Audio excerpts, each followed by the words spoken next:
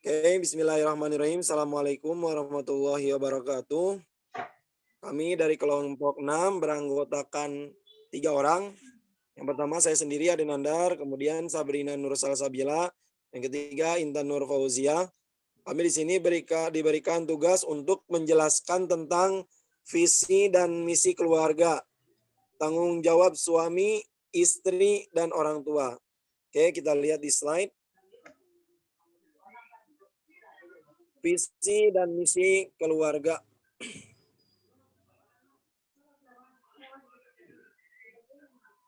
Keluarga adalah organisasi terkecil dalam masyarakat. Sayangnya tidak banyak keluarga yang memiliki visi dan misi sebagaimana layaknya sebuah organisasi. Padahal visi dan misi ini itu adalah sesuatu yang dijadikan acuan gitu. Kemana arah keluarga ini nantinya akan terbawa. Visi itu ibarat seperti digambarkan seperti sebuah rumah.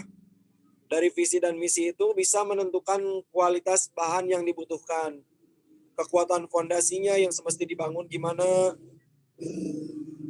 pun tahapan-tahapan untuk melewati itu, gitu. Nggak beda juga sama keluarga, dalam kondisi rileks, visi ini dimusyawarahkan berdua lalu dituangkan dalam bentuk tulisan. Jadi harus ada yang namanya visi misi dalam keluarga. Keluarga seperti apa yang diidamkan, masing-masing menyampaikan keinginan. Jadi yang namanya visi misi ini ditentukannya bukan dari satu orang, tapi dari keluarga, suami ataupun istri. Jadi dua-duanya menyampaikan keinginannya, gambaran indah yang pernah dimimpikan sebelum berkeluarga. Pengen gini, pengen gitu, dan visi misinya semuanya ditulis. Nah, setelah itu disimpulkan dengan mengkomodir impian kedua belah pihak gitu. Jadi disatukan. Ketika visi telah terbentuk, selanjutnya membahas bagaimana visi indah itu bisa terwujud. Biasanya membahasnya hal-hal berikut. Pertama itu membangun komitmen. Pertama untuk menerima pasangan apa adanya. Kedua terbuka atau transparan. Jadi nggak ada yang ditutup-tutupi. Satu sama lain memberikan semuanya dengan jujur. Gitu. Percaya dan saling menjaga kepercayaan. Jadi harus saling menjaga satu sama lain. Harus saling percaya juga. Yang keempat bisa menyelesaikan masalah secara internal berdua sebelum melibatkan pihak ketiga. Jadi ada masalah internal apapun diselesaikan dulu berdua antara suami dan istri sebelum berbicara ke pihak orang lain gitu. Itu yang dibahasnya. Kemudian yang B itu masing-masing mengemukakan latar belakang keluarga dan karakter. Dengan langkah ini diharapkan masing-masing suami istri lebih mengenal, lebih dekat keluarga barunya. Jadi ketika kita membicarakan, kita misalkan suami membicarakan keluarga istri gitu, keluarga suaminya, atau istri menceritakan keluarganya. Nah itu biar kita tahu satu sama lain yang disukai sama keluarga lawan jenis kita, atau misalkan si suami berarti keluarga istrinya gimana gitu. Jadi kita bisa mengenal lebih dekat keluarganya kayak gimana. Jadi sehingga lahir sikap saling memahami. Jadi memahami, oh keluarganya istri si suami ini mah gini gini gini, nah gitu. Jadi tujuannya buat menjaga atau memahami satu sama lain keluarganya. Nah, termasuk dalam poin ini juga sang suami menyampaikan siapa dan apa yang menjadi tanggung jawab di dalam keluarga. Gitu. Jadi tanggung jawab buat masalah mencari nafkah itu suami, tanggung jawab buat istri apa-apa itu dikemukakan di situ. Nah, yang ketiga saling menyampaikan apa yang disukai dan apa yang tidak disukai. Itu. Karena yang namanya suami istri itu udah pasti berbeda. Ada hal yang sama-sama disukai, ada pula hal-hal yang si suami sukai tapi tidak disukai sama istri ataupun kebalikannya. Misalkan dalam contoh makanan, si suami suka dengan udang tapi istrinya nggak suka. Nah, itu disampaikan gitu. Jadi kita tidak bisa memaksakan sesuatu yang tidak disukai harus disukai juga gitu. Itu yang biar apa? Biar saling memahami antara suami dan istri. Dalam hal ini berupa baik terkait sikapnya, tuh kan, makanan ataupun lainnya. Itu salah satunya tadi makanan atau sikapnya, misalkan ketika ada masalah si istri lebih suka didiemin dulu ataupun biar menenangkan pikiran dulu daripada dideketin. Nah, itu harus disampaikan di awal. Kemudian Yang D, ibadah. Ibadah ini mencakup kegiatan ibadah seperti apa yang akan dijalani bersama di dalam keluarga. Jadi ibadah juga harus dibahas ya. Misalkan pengen setiap sholat subuh ini berangkatnya ke masjid, selain itu berjamaahnya di rumah dan lain sebagainya. Nah, yang kelima, ranah keilmuan. Pendidikan seperti apa yang akan ditempuh, formal maupun non formal, dan apakah saling mendukung atau tidak. Jadi saling mendidik satu sama lain itu bagaimana caranya, semuanya disebutkan di situ. Terus masalah keuangan juga harus dibahas ya. Dalam ranah keuangan keluarga dibahas terkait pekerjaan suami gimana, ataupun istri misalkan istrinya kerja gimana, penghasilannya kayak gimana, pengelolaannya kayak gimana gitu. Itu harus disampaikan di awal. Jadi harus saling terbuka masalah keuangan gitu ya. Ataupun bukan masalah keuangan saja, masalah kendaraan dan lain-lain. Nah, walaupun tahapan penting ini belum dilakukan, padahal usia pernikahan sudah lanjut, bahkan sudah memiliki anak atau cucu, maka tidak ada salahnya mencoba mengevaluasi kembali perjalanan rumah tangga hingga saat ini. Jadi kalau misalkan ada keluarga nih yang belum menulis visi misinya secara jelas, udah mungkin udah punya anak atau bahkan udah punya cucu, nggak apa-apa. Ada salahnya kita, ada benarnya kita mencoba mengevaluasi dari kesalahan-kesalahan sebelumnya, belum membuat visi misi, mencoba untuk buat yang namanya visi misi keluarga gitu. Nah, jika sudah memiliki anak, maka baiknya juga menyertakan mereka dalam penyusunan visi keluarga, sehingga semua anggota keluarga merasa memiliki arah yang akan dituju oleh keluarga. Jadi gini, di awal kan suami istri dulu yang membuat visi misi. Nah, ketika misalkan kita udah punya anak, itu juga harus dibuat penyusunan visinya kayak gimana. Jadi semua anggota keluarga ini bukan cuma suami istri, semuanya memiliki tujuan yang jelas, gitu, memiliki arah tujuan.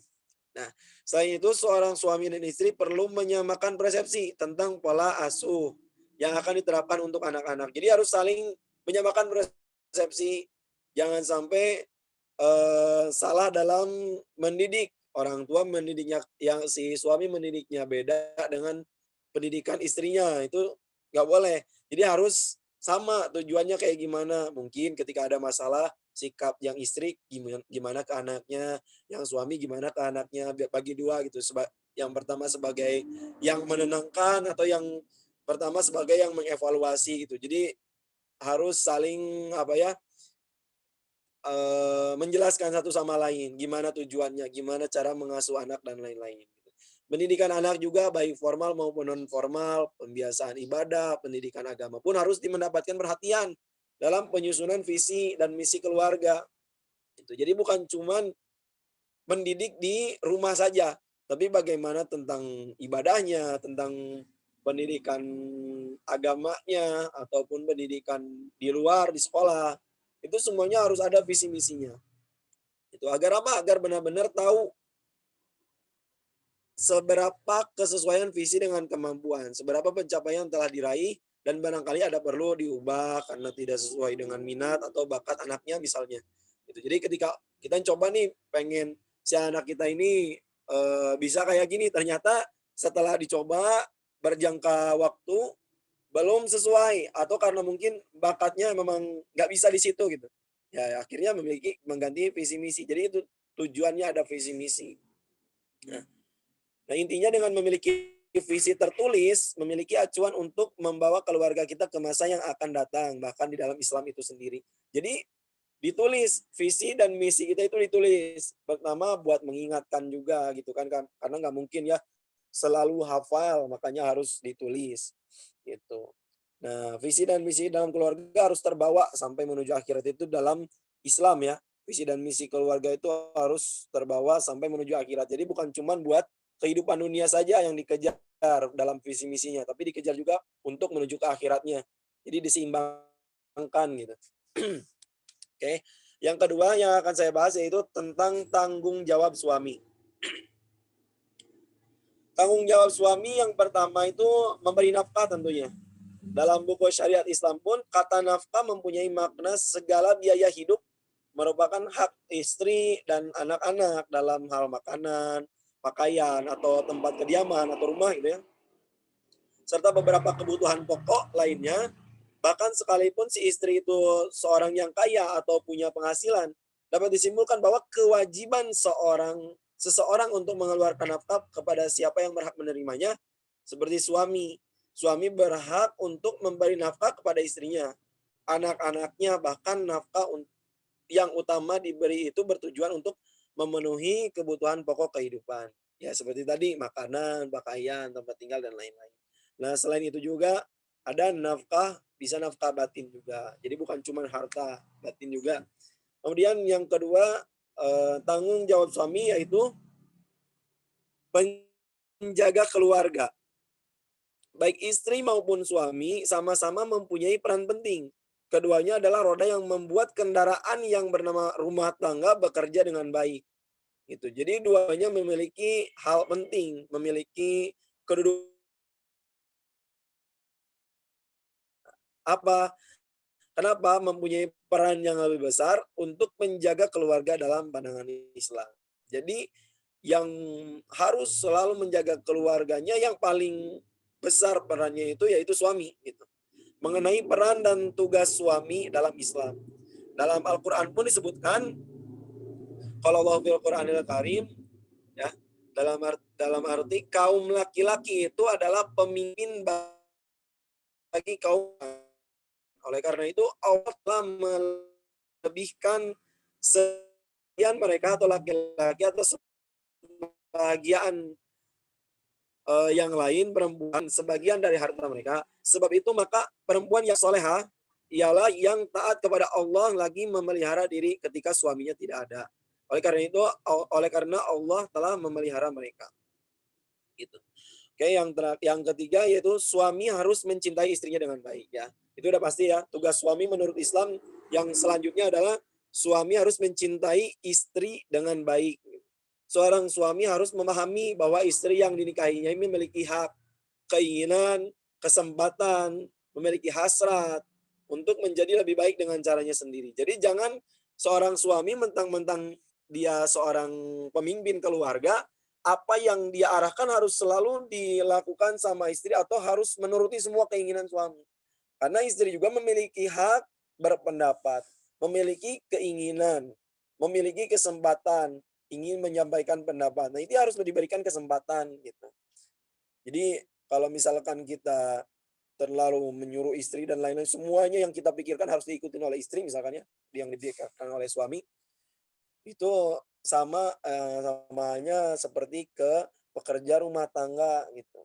Sedangkan yang namanya istri ini bukan bekerja rumah tangga, tapi pasangan suami. Oleh karena itu kita harus memberikan haknya juga, memberikan hak berpendapat keinginannya, berikan kesempatan untuk berpendapat gitu. Oleh karena itu wujud cinta seorang suami dapat ditunjukkan dengan mendorong istri-istri untuk mampu mengembangkan dirinya sebagai muslimah dengan baik gitu. Jadi suami yang baik, suami yang benar-benar cinta kepada istrinya, yaitu yang mendorong istri-istrinya untuk mampu mengembangkan dirinya sebagai seorang muslimah yang baik.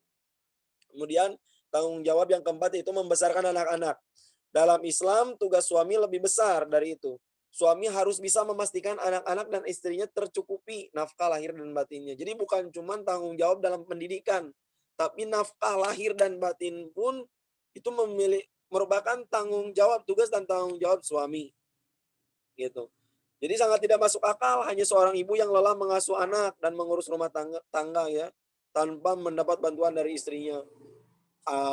Yang harus mengurus anak dari kecil sampai dewasa ibunya, yang ya mengurus semuanya ibunya, rumah tangganya ibunya, itu nggak masuk akal. Suami yang baik itu yaitu yang ikut juga andil dalam mendidik anaknya gitu. Kemudian menjaga keluarga dari api neraka. Oke. Tanggung jawab suami menurut Islam yang selanjutnya adalah menjaga keluarga dari api neraka. Ini adalah tugas penting yang diemban oleh para suami. Jadi ya tadi yang namanya suami ini adalah imam dalam keluarga. Jadi segala hal apapun itu harus selalu diarahkan ke sesuatu yang baik dalam keluarga. Allah pun berfirman, wahai orang-orang yang beriman, peliharalah dirimu dan keluargamu dari api neraka yang bahan bakarnya adalah manusia dan batu. Penjaganya malaikat-malaikat yang kasar dan keras.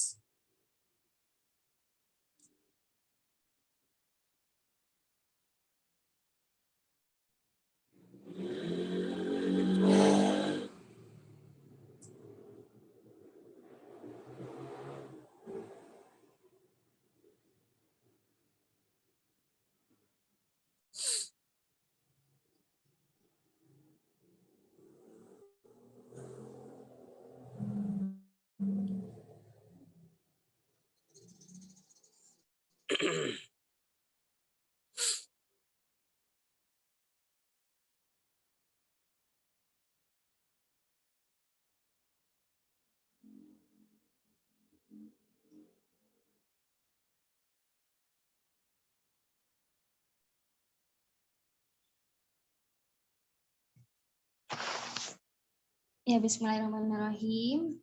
Di sini saya akan menjelaskan tentang tanggung jawab seorang istri. Tanggung jawab seorang istri ini ada dua. Yang pertama itu istri sebagai ibu dalam rumah tangga.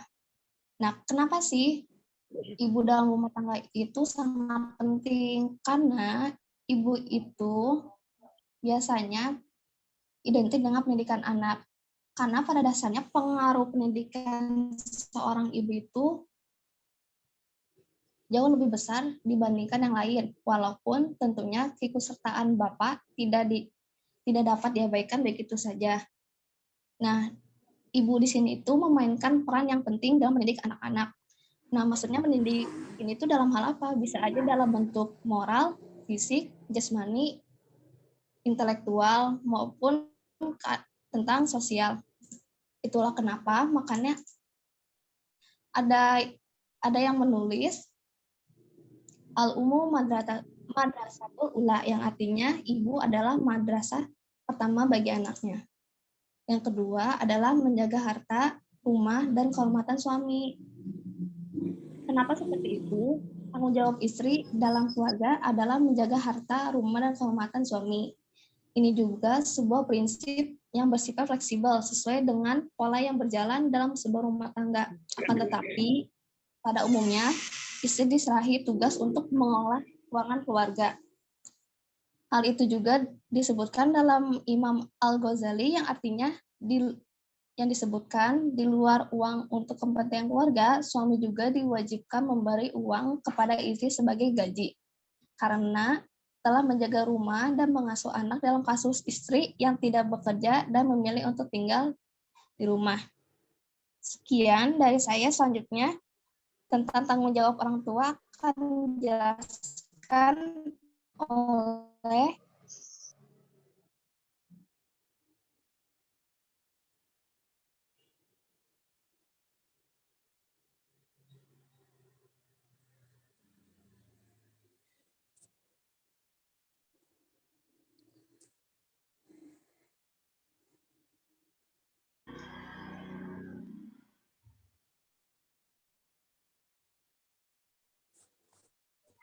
Baik, di sini saya akan menjelaskan tentang tanggung jawab orang tua.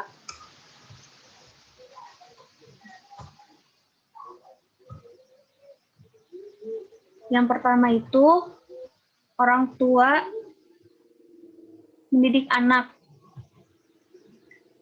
Orang tua memiliki tanggung jawab untuk mendidik anak. Tanggung jawab orang tua terhadap anak selanjutnya ia mendidik agar cerdas dalam perihal dunia dan akhirat, menjadikan anak-anak mereka tangguh dengan ilmu agar mampu menyikapi perihal urusan dunia dan akhirat dengan bijaksana. Yang kedua, merawat dan memenuhi kebutuhan anak. Orang tua memiliki kewajiban untuk memenuhi kebutuhan anak mereka sesuai dengan kemampuannya, memberikan mereka makan, pakaian, pendidikan, dan kebutuhan lain. Membimbing anak untuk ke jalan yang lurus.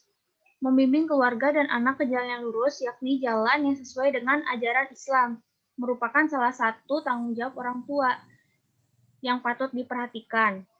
Orang tua wajib mengajarkan ilmu agama yang sesuai dengan Al-Quran dan Sunnah. Jadi kesimpulannya, keluarga itu adalah suatu organisasi terkecil dalam masyarakat. Sayangnya tidak banyak keluarga yang memiliki visi dan misi sebagaimana layaknya sebuah organisasi. Seperti tadi ya, sebuah keluarga itu harus punya visi misi dunia dan akhirat gitu. Dan tanggung jawab suami itu ya nanti sampai ke akhirat gitu. Makanya jangan main-main gitu kan untuk berumah tangga, untuk membangun sebuah keluarga gitu. Harus diperhatikan juga tanggung jawabnya nanti itu sampai akhirat gitu. Mungkin cukup sekian pemaparan dari saya. Kurang lebihnya mohon maaf. Kita dari kelompok 6. Wassalamualaikum warahmatullahi wabarakatuh. Waalaikumsalam warahmatullahi wabarakatuh. Waalaikumsalam warahmatullahi wabarakatuh.